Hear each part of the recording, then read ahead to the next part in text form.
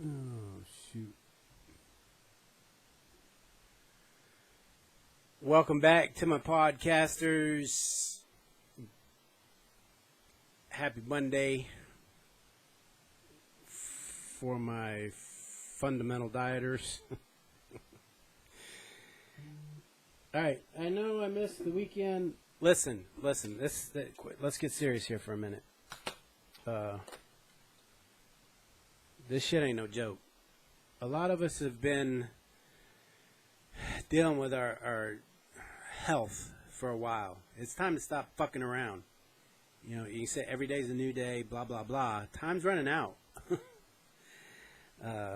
Let's go. Let's get this. Make a plan. If you don't use the fundamental diet plan, make your own fucking plan. Make a plan. Set time aside. If you're friggin' quarantined or stay at home and you're not an essential worker, set a time each day, 2 times a day, that you're going to do 30 minutes worth of working out. Set a routine. Set a routine that maybe, this is what I've done. I did it in the past, but I got off track. But I've set a routine where I'm getting up at a certain time in the morning and I'm following a morning routine. I'm like, I don't have any excuses. I don't have anything to do. So hopefully by the time this is done, I'll be in a habit. So don't form some bad habits and bad routines during this period. Don't let this, it's all up to you. It's your choice. Don't let this be a negative experience. It's totally our choice whether we squirt lemon in our eyes or we make lemonade. Whatever analogy you want to use. Turn this into a positive. Things should start, they're going till the end of the month and they're going to reevaluate it. It's not, the doors aren't going to bust wide open. It's going to be progressive. It's going to be, but take this time to get yourself into a disciplined routine for eating and for exercising. You have time to do research. You have time to do it. You have time to figure out what's going on. You have time to figure out how to improve your sleep. All this stuff is important to your health. Make this situation a positive. Now, last time I talked about nutrition. So let's go ahead and dive into sleep on this one. Why is that wheel spinning? Sleep it's very important. The quality of sleep you get is very important. There are several reasons why you may or may not get a good night's sleep, a good quality sleep. If you listen to my first segment, it's the same thing. When you do your research, you're going to have some people say this, some people say that. A lot of times, both sides will say the same thing. They just say it in a different way, or they're trying to advertise and get it catchy. And these days, it is more difficult to get a good, easy, straight answer. How much sleep should I get? Should I sleep? What kind of pillows should I use? What should I do before sleep, after sleep, when I get up, and blah, blah, blah. Everybody's different. So you take what you hear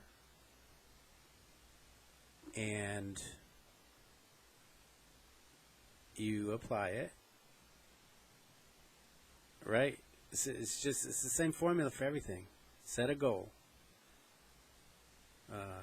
my goal is to get 6 hours of solid sleep a night. Set your plan.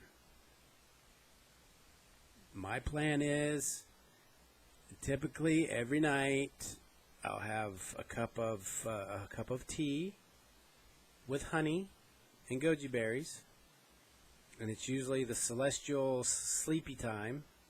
You know, chamomile or whatever. You want something obviously with no caffeine, something that'll help you sleep. I try to do some stretching, do a little bit of quieting my mind. Don't be on your phone right before you go to bed. Your blue light, the blue light from the screen, that keeps you up. You know, you're thinking. Sit down for a few minutes, do a little meditation. And when I say meditation, so just sit there and quiet your mind and just relax and just let your thoughts go wild. And just, you know, just pick them off that, you know, okay, I don't need that one. Oh, this thing's bothering me. Let me think about it for a little bit. But get that done before you go lay down. Because your goal should be that by the time you lay down, your mind is empty. Your mind is clear. And your goal is to sleep.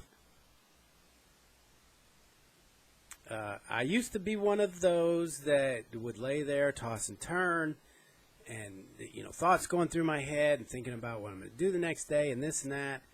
I am asleep 10 minutes at the most, probably within 5 minutes usually. And my girlfriend can attest to it, and it takes her a while to go to sleep. So I set the intention. Snoring, if I do snore on occasion, but especially when she stays, I try to make sure that it's a conscious, intentional effort, that I'm going to breathe through my nose, and I'm going to have a quiet night. And usually I don't bother her. Because snoring is an indication that you're not sleeping well either. So that's good to know. That's something that you need to be aware of. How do you know? How can you fix things? Here's a few things that I used, which I think this was a bit of a misconception or a misunderstanding for me about the dream state. Oh, if you're dreaming, you're in a deep sleep. And when I did research, I found some things that said, yes, dreaming's good. But if you're dreaming, you're not in a delta deep sleep. When you're in a deep sleep, you're gone. You're out. Brain waves are like bzzz. You're in another world almost. Now, from what I understand, is that our body typically goes through 90-minute sleep cycles. So you go all the way down, and then you come back up. And then you go down, and then you come back up. So you should sleep in 90-minute cycles. So 6 hours, that's four sleep cycles. So that's why the 8 hours doesn't work, because that would break a sleep cycle. So it would be, you know, an hour and a half, 3 hours, 4.5 hours, 6 hours, 7.5 hours, you know, so on and so forth. So when you go, you know, you hit those sleep cycles. Now I would assume those sleep cycles are if you're in rhythm, if everything's just right and everything works out. And I started to try to watch that when I was sleeping, because sometimes I would wake up. You know, sometimes I do get up and go to the bathroom and whatnot. So I look at the clock, and then I started saying, let me see what time I went to bed and what time I woke up. And they were matching that sleep cycle. I didn't do it on every cycle, but there were several times that I would get up like 2 o'clock in the morning. So if I'm going to bed at 11, 12, 1, 2, that's 3 hours later. So, you know, that would match that sleep cycle. So I guess that depends on when you actually fall asleep. That would be when the sleep cycle starts. So just some things to look at, and you have to realize nothing out there is concrete. It all comes down to you at a granular level. This what may work for most people, and these work for this type of people and this type of person. But for you, you have to come down what works for you. Breathing, that's obviously key. If you've got allergies or you have trouble breathing, that's going to cause you problems sleeping. So that's one of the things you have to fix. I had issues where my nose was always stopped up. I had heartburn and my nose was always stopped up. So I was having trouble getting to sleep. My acid reflux would wake me up in the middle of the night.